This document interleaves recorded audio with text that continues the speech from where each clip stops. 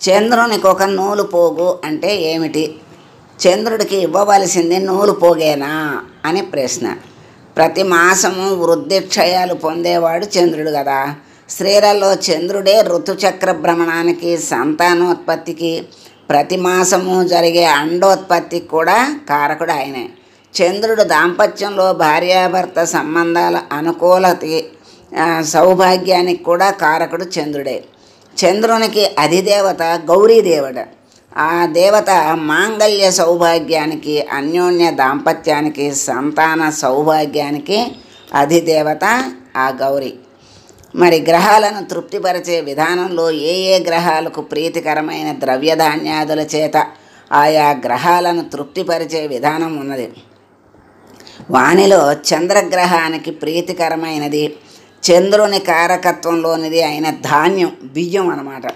ఆ బియ్య పిండిలో తయారు చేసిన తీపి వంటకమైన చలిమిడిని చంద్రుని ఆరాధనలో కానీ గౌరీ పూజలో కానీ అర్పిస్తారు.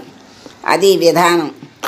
ఆడపిల్ల అత్తవారింటికి వెళ్ళే సమయంలో కూడా చంద్రునికి, గౌరీదేవికి ప్రీతిపాత్రమైన ఈ చలిమిడినే ఆయా దేవతలకు నైవేద్యం చేసి కుమార్తెకు సౌభాగ్యము, కడుపు చలవ కలగాలని ఆమెకు ఆ చలిమిడిని ఇచ్చి పంపే ఆచారం ఉంది. ఆ విధంగానే చంద్రుడు వస్త్రకారకుడు కనుక కుమార్తెకు కొత్త బట్ట కట్టబెట్టి పంపుతారు. వస్త్రం అనేది చంద్రుని కారకత్వాల్లోనిది. మానవ జీవితానికి అభిలషీయములైన అనేక ముఖ్య ప్రాథమిక అంశాలు చంద్రుని ఆధిపత్యంలో ఉండటం వల్ల ఆ చంద్రుని అర్చించటం, చంద్రునికి ప్రీతికరాలైన వస్తు విశేషాలను అర్పించడం శుభప్రదమవుతుందనే విశ్వాసానికి అనుగుణంగా ఈ విధంగా ఆచరిస్తూ ఉంటారు. ఏదైనా ఒక శుభకార్యం కానీ అశుభకార్యం కానీ జరిగినప్పుడు ఆయా కర్తలకు వారి తల్లి వైపు బంధువులు నూతన వస్త్రాలను బహూకరించే ఆచారం మనకు ఉంది కదా. అదే ఆచారమే దీనికి కారణం. మాతృకారకుడు కూడా చంద్రుడే కావటం వల్ల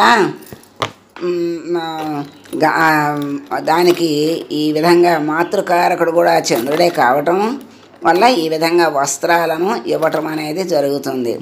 ఆయా శుభాశుభ కార్యాలను నిర్వర్తించే స్త్రీ పురుషులకు అశుభాలు తొలగిపోయి శుభం కలగాలని, శుభాశంసలతోనూ చంద్రభగవానుని ఆశీస్సులు వారికి కలగాలని, చంద్రగ్రహ సంబంధమైన శుభఫలాలను వారు పొందాలని ఇటువంటి సందర్భాలలోని భావన ఇది.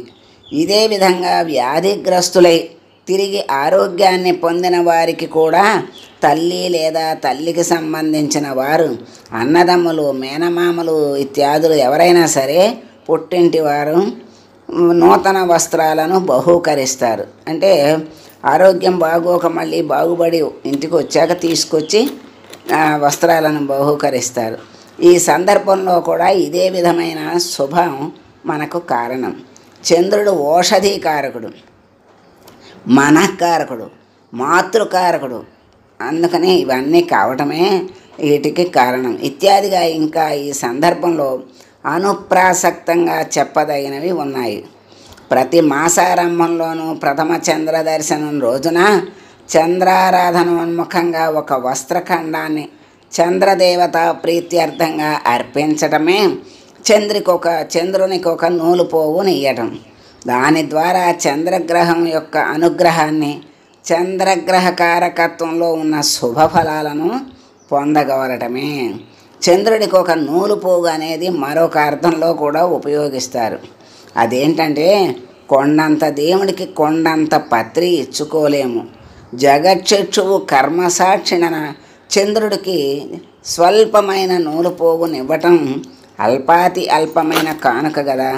అందుకని స్వీకరించేవాని అర్హతను బట్టి కాక ఇచ్చేవాని శక్తిని బట్టి అధికునికి స్వల్పమైన కానుక ఇచ్చినప్పుడు చంద్రునికి ఒక నూలు పోగుగా ఇస్తున్నాము అని చెప్పటం అనేది పరిపాటి అయింది. ఇది చంద్రుని యొక్క మన జీవితంలో చంద్రగ్రహము, చంద్రుని యొక్క విశేషము.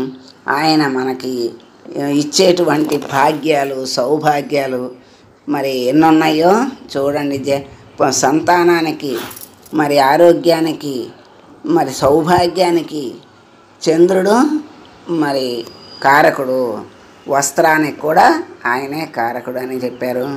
అందువల్ల ఆయన్ని అర్చించటం, ఆయనకి ప్రీతికరాలైన వస్తు విశేషాలని అర్పించటం శుభప్రదమవుతుందని, ఆయన ఇచ్చేటువంటి ఫలితాలను చక్కగా పొందుతామని, మరి శుభాశుభ కార్యాలకు, మరి ఆరోగ్యము బాగోక మళ్ళీ ఇంటికి చేరిన తర్వాత పుట్టింటి వారు వస్త్రాలను మరి నిద్ర ఒకరోజు తీసుకొచ్చి ఉంచుకుని బట్టలు పెట్టి పంపిస్తారు కదా, అది కూడా ఈ చంద్రుని అనుగ్రహం కోసం అలా చేస్తారు అని చెప్పారు.